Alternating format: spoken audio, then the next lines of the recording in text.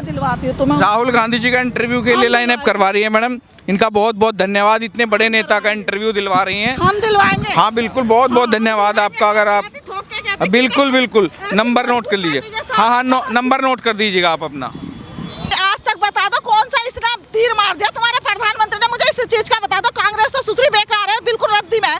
तुम्हारे प्रधानमंत्री ने क्या कर दिया? हम तो आज तक देख रहे हैं कि विकास विकास विकास, दूसरा कहाँ मर गया विकास? आज तक दिख ही नहीं रहा है विकास। नहीं हुआ, कहाँ हुआ है विकास? क्या हुआ है विकास? कहने को तो मैं ये कह रही हूँ प्रधानमंत्री मैं हूँ, ऐसे क्या हो सकता है? कहने से कुछ नहीं होता, लिखा तो मैं चाहिए पब्लिक को है। क्या बताऊँ मैं तुम्हें? बताना आप बताओ ना। आपको आप क्या एक बार इंटरव्यू आपने अमित शाह से लिया, मोदी जी से लिया? बताओ। नहीं मिला, मतलब नहीं दे रहे हैं वो। अरे वो टाइम नहीं दे रहे हैं भाई। तो हम लोगों से क्यों इंटरव्यू लेते हैं? हमें क्या पता क्यों वो बेरोजगार। सीए को लेकर के यहाँ शाहीन बाग में कई महीनों चला था आंदोलन।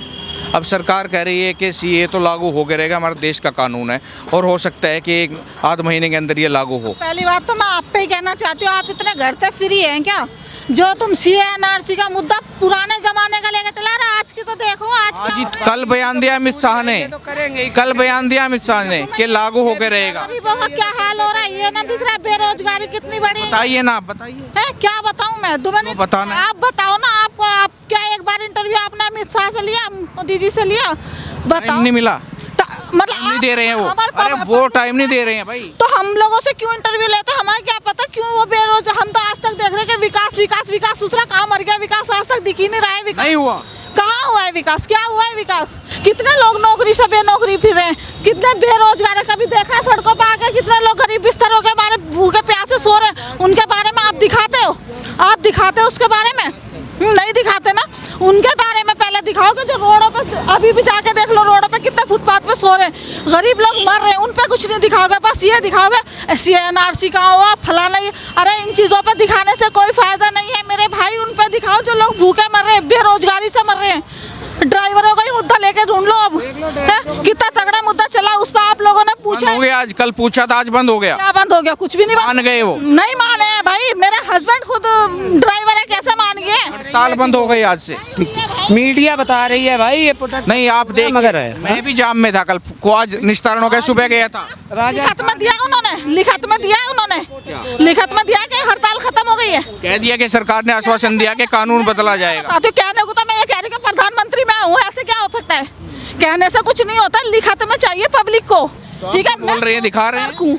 मैं खुद सोशल वर्क से काम करती हूँ, मुझे पता है। लोगों के घर में जाके मैं जब देखती हूँ ना, तो भूखमरी से लोग मर रहे हैं, बेरोजगारी से लोग मर रहे हैं। नारा दे रहे हैं कि हम तो आपके भी 400 सीटें लेके आएंगे। क्या सीटें लेके आएंगे? अरे हो, अब ढकोसलेबाजी, वही ईवीएम अगर बंद हो जाए तो ये एक वोट से भी नहीं जीत सकते भाई मेरे।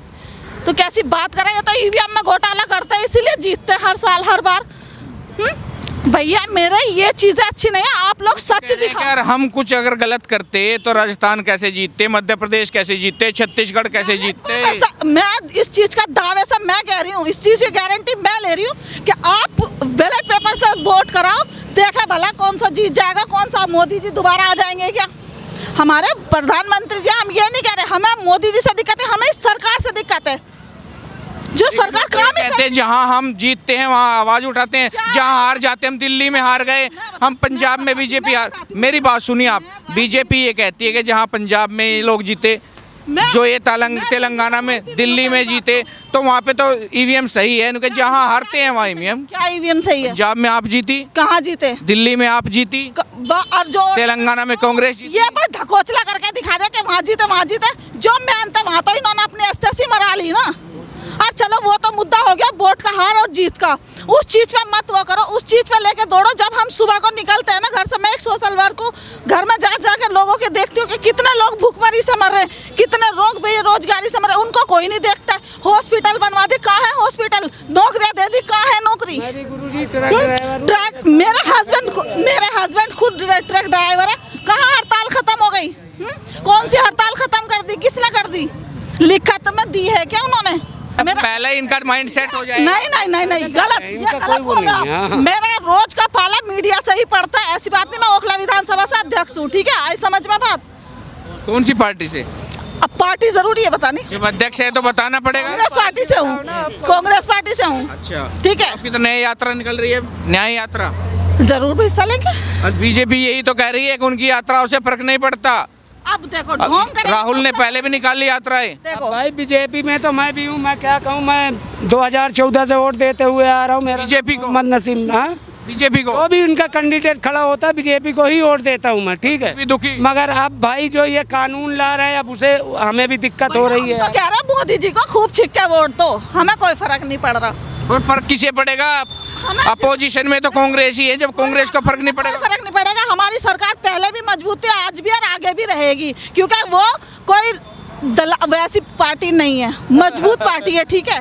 वो मजबूत पार्टी है, वो दो पैसे के अभी हाँ मजबूत। आप हरियाणा हार गए, आप दिल्ली हार गए, राजस्थान हार गए, सारे स्टेट तो हार रहे हैं, मजबूत कहाँ है? आज भी आगे है वो। कहाँ आगे? जो जो चीज उसने करी आज तक बता दो, कौन सा इसने तीर मार दिया तुम्हारे प्रधानमंत्री ने? मुझे इस चीज का बता दो। कांग्रेस तो सुसरी बेकार है, बिल्कुल रद्दी में है। तुम्हारे प्रधानमंत्री ने क्या कर दिया? कह रहे सबका साथ, सबका विकास, सबका विश्वास लेके चल रहे हैं। अब मेरी बात सुनो, आपका कितना विकास हुआ है? बहुत बढ़िया विकास की बात। आप बताओ आपका कितना विकास हुआ है? कहाँ है वो विकास? मुझे भी तो दिखा दो कौन सा विकास है वो। अरे विकास तो 10 साल का हो गया। विकास की तो बात रही, विकास हुआ कहाँ? आज तो 10 साल। इंटरव्यू छोड़ के कम से कम कोई चने वने बेच लो, जो दो पैसे हो जाएंगे तुम्हारे। ये ढकोसलेबाजी छोड़ दो। अब ये बताओ, आप चलते चलते बीजेपी पर तंज कसा जा रहा है कि वो पकोड़े तलने की बात करें, अब कांग्रेस वाले चने बेचने की बात करें, तो तुम भी बराबर ही हो गए। बात यह है कि मीडिया जब पकोड़े हम ड्राइवरों से भी तलवाने की ईवीएम से हार रहे हैं और मीडिया की दलाली से हार रहे हैं, क्योंकि मीडिया जो है ना सही नहीं दिखाती है। वो सब ऐसा लीप देती है, घुसपैठ को जाना कुछ नहीं हुआ है। हर चीज इतनी गलत हो रही है भाईजान, इतनी गलत। कभी तो हिजाब पे मुद्दा उठा लेते हैं, कभी किसी चीज पे मुद्दा उठा लेते हैं। इन मुद्दों को भूलो ना। ये देखो कि कितने बेरोजगार लोग हैं, उनको रोज ही दो। रोजगार कहाँ है वो? और यहाँ है राम मंदिर, कह रहे हैं कि 500 साल में बना नहीं था, हमने बना दिया। हमें राम मंदिर से भी कोई दिक्कत नहीं है, हमें नहीं है उस चीज से। एक बात बताओ, वो कहते हैं राम का मतलब जानते हैं? वो मैं एक मुस्लिम हूँ, क्या राम का मतलब उन्हें पता है? राम राज लाने वाले में कौन होते हैं? ये राम मंदिर देने वाले राम को कौन होते वे? है उनके बस की राम को मंदिर देने वाले? ये सब ऊपर वाले की देन है, उनकी कोई औकात नहीं थी। और रही बात, हमें ना मंदिर से फर्क पड़ता है ना मस्जिद से फर्क पड़ता है। हमें मुसलमान, ठीक है, मंदिर उनका बनना अच्छी बात है, हम उसमें भी सपोर्ट कर रहे हैं, लेकिन उसका मुद्दा बना के तो वोटों में ना लड़ाई दंगे करवाएं। ये हिंदू मुसलमान करवा रहे। ये राम जी ने ये कहा था क्या उनके कि तुम हिंदू मुस्लिम करवाओ? यही बताया राम जी ने उन्हें सपने में आके, यही बताया होगा कि जी तुम हिंदू मुस्लिम करवाओ और मुझे मंदिर दिलाओ। यही बताया होगा मोदी जी को। आप पहले एक इंटरव्यू मोदी जी से लेके आओ। 150 को लेकर नौकरी ट्रक खड़ी करके आते ही तनख्वाह नहीं मिली। कहाँ 500 का लेता था, आज 150 रुपए का लेकर स्वेटर जा रहा हूँ भाई। क्या करूँ, इतना मजबूर हूँ मैं। हाँ जी। अब देखो, अब मेरी बात सुनो, मेरे याद आ गई, ये रोड पे इतनी पार्किंग खड़ी है, पता किन लोगों की है? ये जिनके लाखों लाखों रुपए की बिल्डिंगें ठुकी पड़ी हैं। गरीब आदमी का अगर एक्सीडेंट हो जाए, कोई उठा के जाने वाला नहीं है यहाँ पे। तो पार्किंग ले रहे हैं, कहाँ गया पार्किंग वाला? दे रहे हो पार्किंग? हाँ, पर्ची काटी, बिना पर्ची खड़े नहीं होने दिया। भैया हमें तो पता नहीं आगा कौन पर्ची काट रहा है, कौन काट रहा है मिलेगा पर्ची। अभी था बैग लेके भाई साहब घूम रहे थे। ये खड़ा पर्ची वाला, ये बैग लेके खड़ा है, आपको देखो। किसने दिया? जी भाई साहब इधर आना। हम थोड़े काट रहे तो सरकार कटवा, एक सरकार कटवा रही। तो तुम्हारी सरकार है ना, फिर अब वही बात है। आम आदमी फिर की। आम आदमी की क्यों होती? सत्ता दिल्ली है, ये दिल्ली, गलत। दिल्ली है मैडम। जो पीछे मतलब आप राजनीति कर रही हो और फिर आप ऐसे ऐसे अनजाने सवाल मत कीजिएगा। सरकार किसकी है दिल्ली में? दिल्ली में बेशक उसके भाई साहब किसकी है? डुगडुगी तो वही बजाता है। अरे मेरी बात सुनो, तुम डुगडुगी तो वही बजा रहे ना बैठे हुए मोदी जी, जो डुगडुगी पे नचा रहा है वही तो है सारा मन। केजरीवाल भी उसकी डुगडुगी पे उसकी डुगडुगी पे नाच रहा तो है। ये कहेंगे कांग्रेस भी उसकी डुगडुगी पे नाच रही है। कांग्रेस के पास कुछ है ही नहीं, और कांग्रेस के राज में कभी महंगाई नहीं हुई, बेरोजगारी नहीं आई।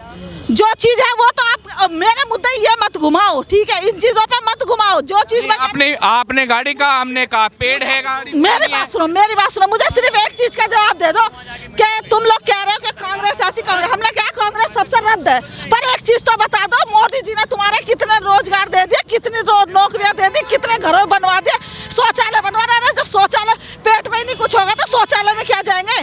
पेट में है कुछ लोगों के खाना खा के। पहली बात तो भाई मैं तुम्हें एक सलाह दे रही हूँ, इसे छोड़ दो, या तो फिर इंटरव्यू लेकर आओ पहले मोदी जी का, पब्लिक का इंटरव्यू आप दिलवा दो, आप राहुल गांधी का दिलवा दो। मैं दिलवाऊंगी, चलो दिलवा दो। मेरा नंबर दीजिए। मैं दिलवाती हूँ तुम्हें। राहुल गांधी जी का इंटरव्यू के लिए लाइन अप करवा रही है मैडम, इनका बहुत बहुत धन्यवाद, इतने बड़े नेता का इंटरव्यू दिलवा रही हैं। हम दिलवाएंगे। हाँ बिल्कुल, बहुत बहुत धन्यवाद आपका। अगर आप ठोक के कहते, बिल्कुल बिल्कुल नंबर नोट कर लीजिए। हाँ हाँ नंबर नोट कर दीजिएगा आप अपना।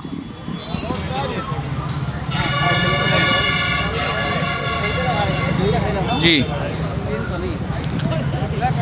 एक बार मैडम धन्यवाद आपका अपॉइंटमेंट लेने के लिए। जी का ले सकते हैं। नहीं भैया, बड़े नेता इंटरव्यू नहीं देते। ना मैं आज डरी ना, मैं अब से 10 साल पहले डरी ना, आगे भी डरूं। हम जो ना वो इंसान है जो रोड पे बैठ के कमाने वाले हैं, ठीक है? बिल्कुल, डरना भी नहीं चाहिए। हम वो नहीं है जो घरों में बैठ कर देख रहे हैं। हम सब चीज देख रहे हैं लोगों की, हम परेशानियां देख रहे हैं लोगों की, तो हमें गुस्सा आता है। भैया हम तो 10 साल की जेल और 10 लाख रुपए के चक्कर में जो है ना डर के जो है ना आ गए अपने घर पे। अच्छा हाँ जी। कहाँ पे? जी भाई साहब, दिनों भाई आपको चैनल क्या है? बॉर्डर में यही है पढ़ ले खबर पुस्तक। जी भाई साहब, क्या नाम आपका? हाँ, मोहम्मद सईद। मोहम्मद सईद यहीं शाहीनबाग से। हाँ, ये शाहीन बाग से। सीए को लेकर फिर से चर्चा गर्म है।